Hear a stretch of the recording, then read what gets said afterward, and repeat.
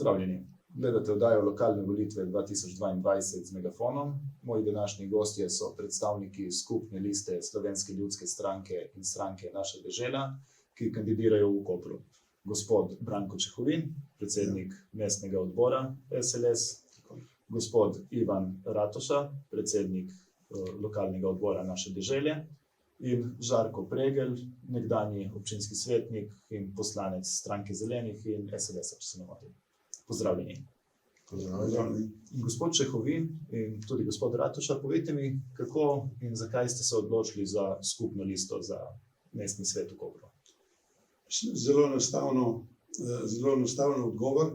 Predvsem nas združujejo dve stvari, oziroma kar ogromno stvari: domoljubje, poštenost, delavnost, predvsem pa skrb za malega človeka, to je kmeta, obrtnika, podjetnika, kar nas združuje v skupno dejavnost.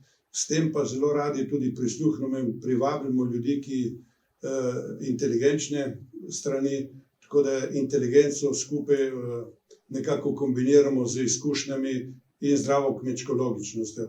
Zaradi tega tudi nekako smo se združili in potem, da skupaj pač predstavimo ljudem naš program in ga tudi v občinskem svetu tudi bomo uresničevali. Bi kaj dodali? Ja, v razdrobljenosti volilnega telesa je manj možnosti, da pridemo v občinski svet. Če nisi v občinskem svetu, se tega našega glasu ne sliši in zato je povezovanje ena od prioritet, ki smo si jo zadali. Vsekakor rad bi prišli vsaj s kakšnim svetnikom v občinski svet, da se sliši glas podeželja, da se sliši glas tudi tretje strani, kakor je povedal gospod Branko, kmetov, majhnih podjetnikov, da se sliši tudi delavcev in vsega, ki podpirajo samooskrbo, ki podpirajo to, za kar se zavzemajo te stranke, ki so obe imajo v programu razvoj podeželja, pa še en kup stvari, in upam, da skupaj prebijemo tale let. Spravi skupna programska izhodišča in podobni cilji. Podobni cilji. Tako, predvsem pa v tem smislu, da želimo bolj, kot je bilo do zdaj, povezati mesto, primestje in podeželje. In na vseh področjih, od socialno-kulturnega, športnega, do gospodarskega, obrtniškega, na vseh področjih dejansko želimo bolj, da se čutimo, da je vas in mesto nekje sodelujeta. To je tisto, kar je glavni cilj. Do zdaj tega ni bilo tako, ampak mi si pa to želimo in delamo v tej smeri. Spravi iskanje sinergijskih efektov med mestom in podeželjem. Gospod Pregl, vi ste tako z lokalne perspektive kot občinski svetnik, kot poslanec državnega zbora opazoval, bom rekel, zadnja desetletja razvoja na obali. Na podlagi teh izkušenj z obeh koncev, kje vidite potenciale za razvoj, bom rekel, koprskega podeželja, ne da bi zaradi tega zastal razvoj mesta? Ja, to je eno ključnih vprašanj tega območja. Vemo, da je Koper tretje središče v Sloveniji v urbanem pogledu. Verjetno je prvo središče v logističnem pogledu, glede na to, da imamo mednarodno pristanišče, ki je hkrati tudi šengensko pristanišče, eno izmed 90 evropskih pristanišč. Po pomenu pa veliko pomembnejše, ker gre tukaj pač tako imenovana jadranska pot v srednjo Evropo.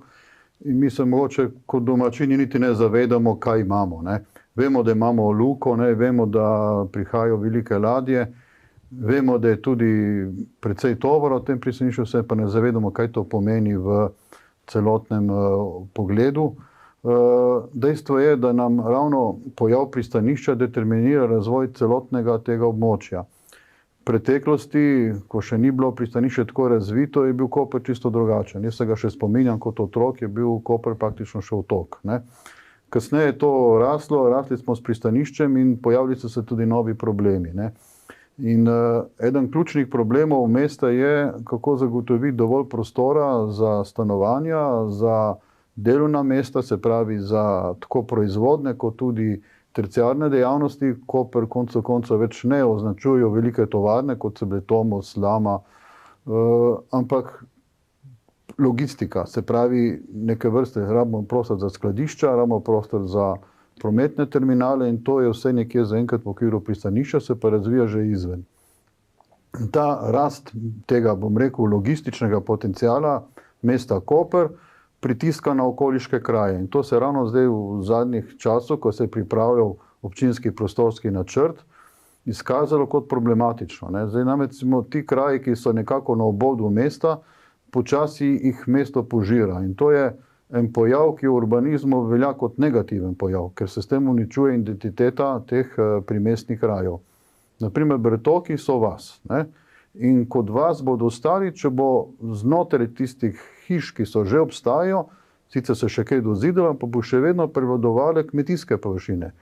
Ko pa te kmetijske površine izginijo in se tako pozida, kot se prade, potem to govorimo, da gre za primestno naselje, ni več vas, izgubi svojo identiteto. In ta problem je lepo viden v Ljubljani, kako je Ljubljana požrla okoliške vasi in je sama postala ena dolga pozidana vas, kar v bistvu ni zaželeno. Tako da na področju urbanizma se mi zavedamo cele vrste problemov, hkrati pa opažamo, da kljub temu, da ima koprsko podeželje velik potencial tudi za bivanje, tudi za delovna mesta, ni izkoriščeno, zato ker so, čeprav gre za dokaj majhne razdalje, ampak so te poti včasih predolge in ljudje, ki recimo se bi vozili tam nekje iz Topolovca ali pa že, ko ni neka taka vas, ki je v prometni cesti, kot recimo Gračišče, že to pomeni pol ure vožnje do mesta, ni več tistih 10-15 minut, kot recimo ti, ki živijo v Svetem Antonu ali po Škofijah. In takrat postane naenkrat problem ta pot v mesto, javni prevoz tega ne pokrije, ker je premalo ljudi, da bi bil rentabilen. Zveze so zelo redke, parkrat na dan, običajno vezane na šolske urnike, na šolske avtobuse in tu postane podeželje velik problem. Se pravi, dostopnost do delovnih mest, ki so pa skoncentrirana v tem mestu Koper, ki je pač, kot vemo, največje zaposlitveno območje na tem delu Slovenije. V praksi to pomeni, da se torej prebivalstvo iz bolj odročnih, dajmo tako reči, krajev koprske občine seli bližje službam, se pravi bližje temu obmorskemu pasu in na ta način se opušča naselja in tudi obdelovalno zemljo, ne vem, sadovnjake, pašnike in ostalo. Si boste prizadevali obrniti ta trend v kontrasmer, če pridete v občinski svet? Ja, gledajte, vsekakor, ker razvoj podeželja se razume lahko na več stvari, na več načinov.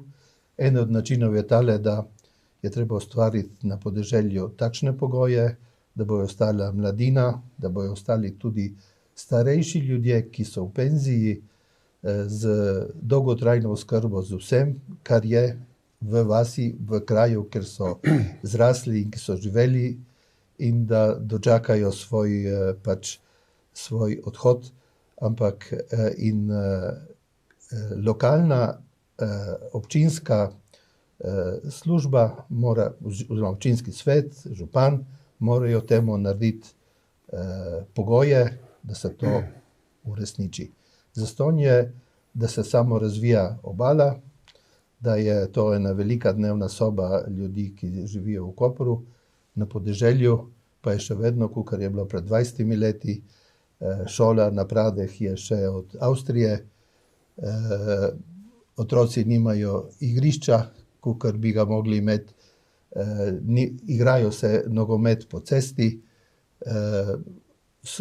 cesta, ki pelje iz Svetega Antona v Koper, je zasedena med 7 in 8 uro, tako da za se priključiti v promet rabiš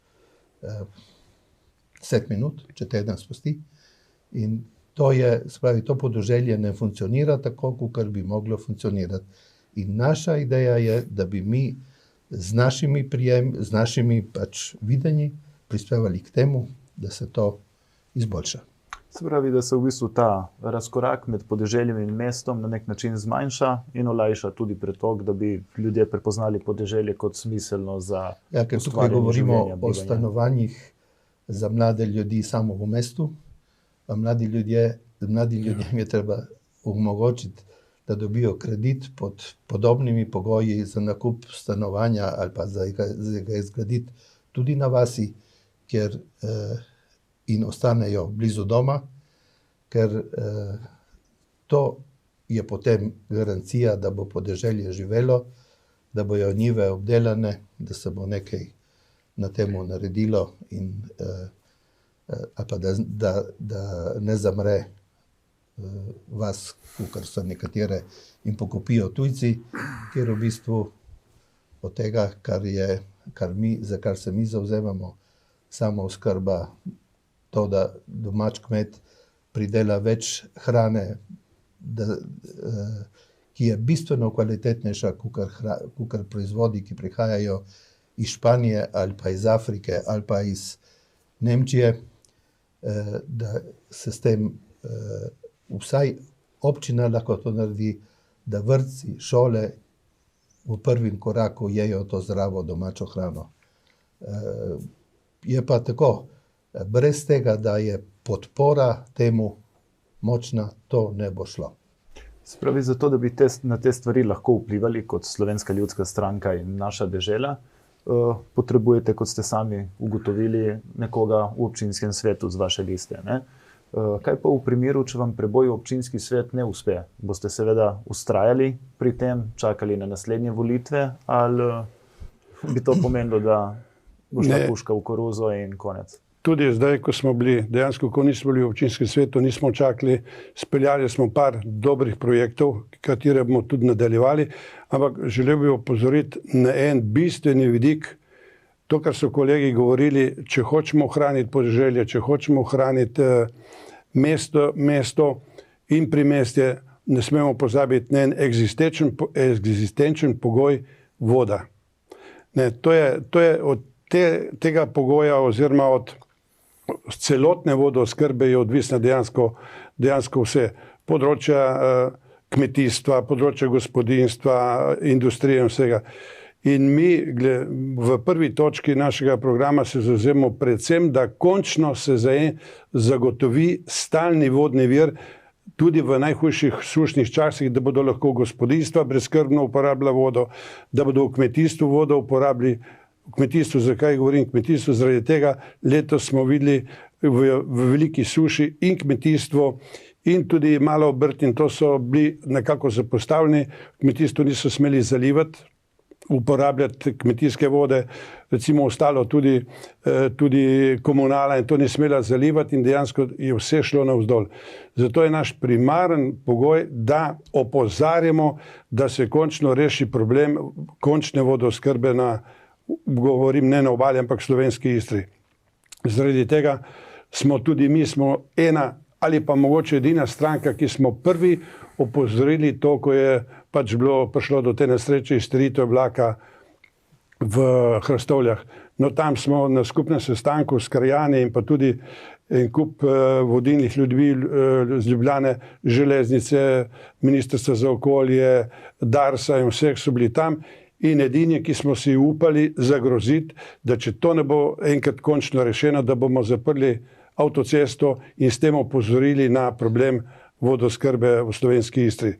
Zaradi tega se mi zavzemamo predvsem v tej smeri voda. Voda je pogoj, da obstane podeželje, da obstane mesto in da se prebivalci počutijo tako, kot je, in da imajo zagotovljene normalne življenjske pogoje. Za reševanje problema oskrbe s pitno vodo v slovenski Istri je potrebno tudi sodelovanje države. Vi kot človek, ki je iz Kopra, pa bil tudi v Ljubljani, kje vidite razlog, da se tega do zdaj v zadnjih 3 desetletjih ni rešilo? Ja, glavni razlog je v neke vrste sprenevedanju države do vodooskrbe, ki je nekako prepuščena lokalnim skupnostim. Zadnjič na soočenju županov, ki je bil na koprski televiziji, je bilo malo čudno slišati, počeš država odgovorna za vodo, mi ne moramo nič narediti, kar ni res, ne? Občine se lahko povezujejo, vemo, da so se že v prejšnjih časih, imeli smo nekakšno obalno skupnost, ki je eno glavnih nalog, poleg obalne ceste, imela skupno vodooskrbo. Takrat se je zagotovila voda iz rižanskega vira tako, da so se dodatno začele črpati vodne zaloge iz globih plasti, ne samo iz tega rednega izvira, kot običajno priteka v Zvorčku. Zagotovila se je voda iz hrvaškega dela Istre, iz povirja Mirne in hkrati iz Sečoveljskega vira. Ampak zdaj kraji so zrasli, sploh v času turistične sezone se poraba potroji in tudi pristanišče ima svoj del vode, ki ga zahteva za vodooskrbo ladij. In seveda take količine vode je težko zagotavljati v času suše. Ob dejstvu, da pa ima naše bližnje zaledje, kraški del do Snežnika, ogromno vode. In kaj je problem? Da država ne zagotovi vsem lokalnim skupnostim vodo po enakimi pogoji, beri po enaki ceni. Veste, mi se moramo zavedati, da mora Rižanski vodovod kupovati vodo v Hrvaški, plačuje veliko draže, kot če bi imel lastni vir. Mora kupovati vodo tudi v Kraškem vodovodu, ki je tudi dražja, kot če bi bila njegova. In to je narobe. Torej, država bila dolžna poskrbeti, da pripelje vodo do vseh vodarn, posameznih lokalnih skupnosti pod enakimi pogoji. In torej, kaj je potrebno narediti? Potrebno je narediti neke vrste regijske ali pa celo tranzitne cevovode. Ne se zgovarjati, da se ne more voda iz poreče Save pretakati. Vodovodna voda se lahko, to niso take količine, da bi ogrozile vodostaj v reki Savi, ne daleč od tega. Problem pa je na primer kmetijska voda. Za kmetijsko vodo so včasih cevovodi celo predragi. Obstajajo alternativne rešitve v svetu, tudi tako, da se naredi iz področji, kjer je dovolj vode, recimo pri nas v področje Nanosa, področje Snežnika, kjer vemo, da je to eno najvišjih padavinskih območij.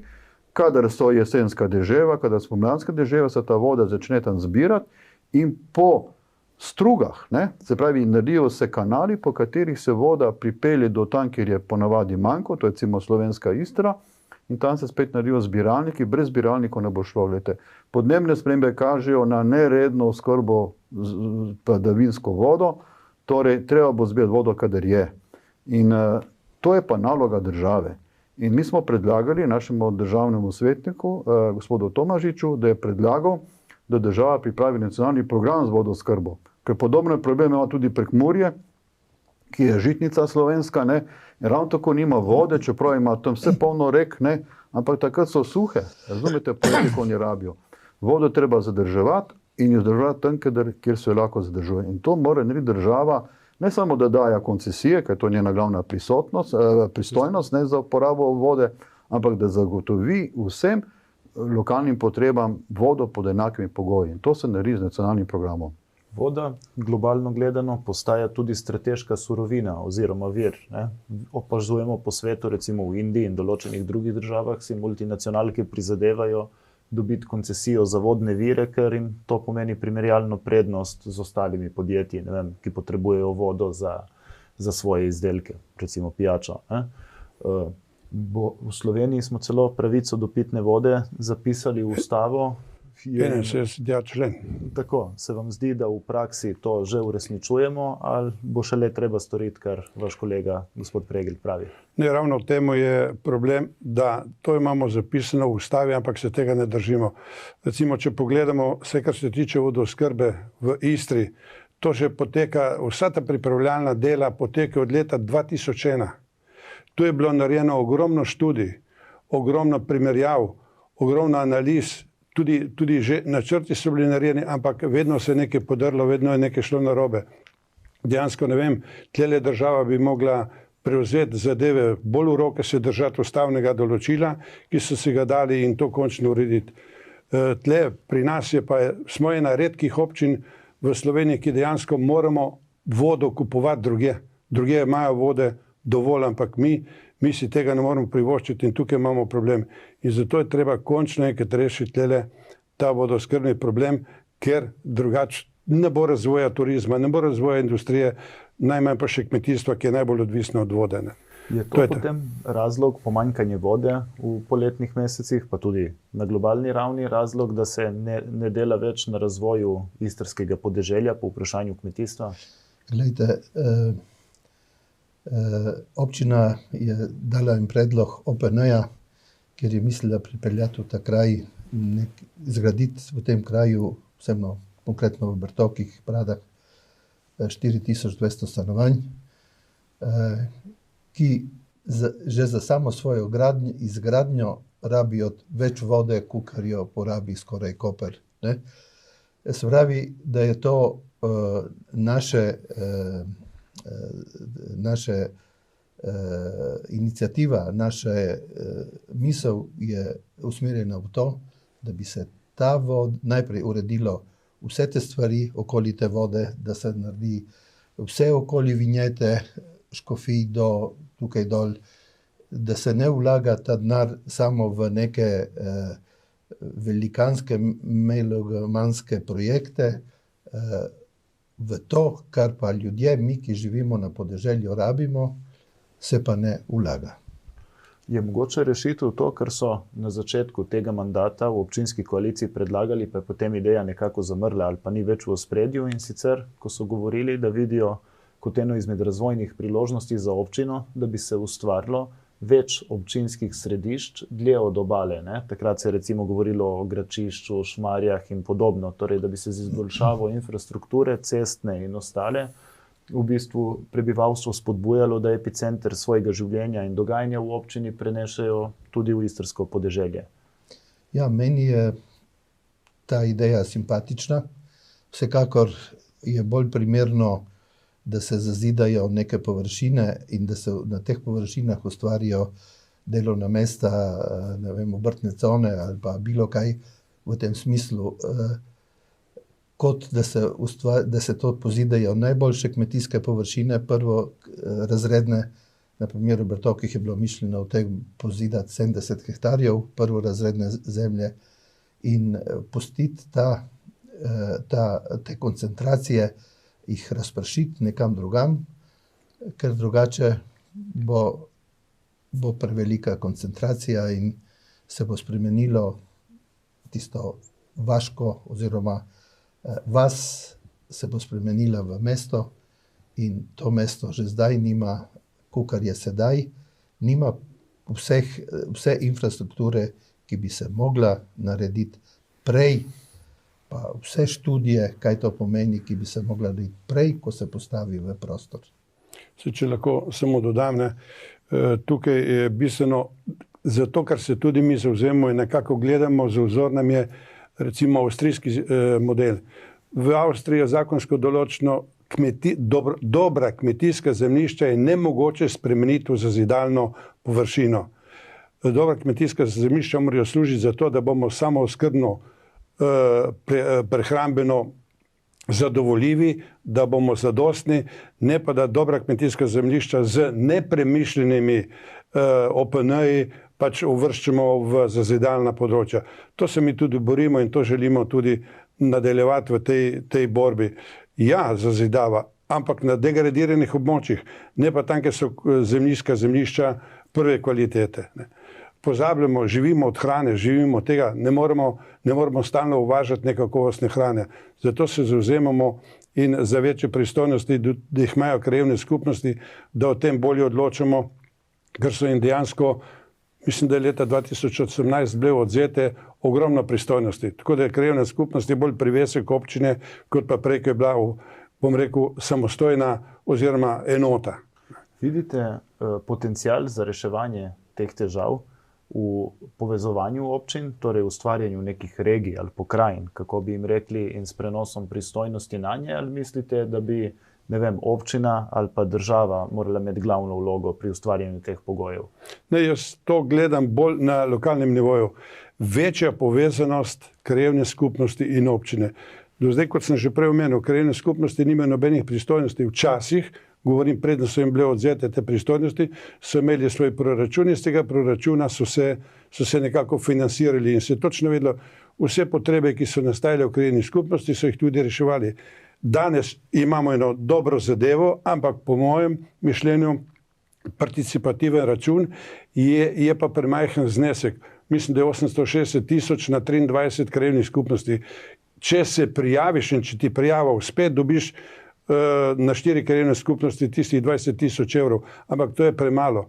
premalo dajemo za razvoj podeželja. Tu bi mogli dati ne 860 tisoč, govorim na pamet, mogoče številka drugačna, ampak vsaj par milijonov, da bi se podeželje začelo hitreje razvijati, da nekako pride, bom rekel, v sorazmerje tudi z mestom.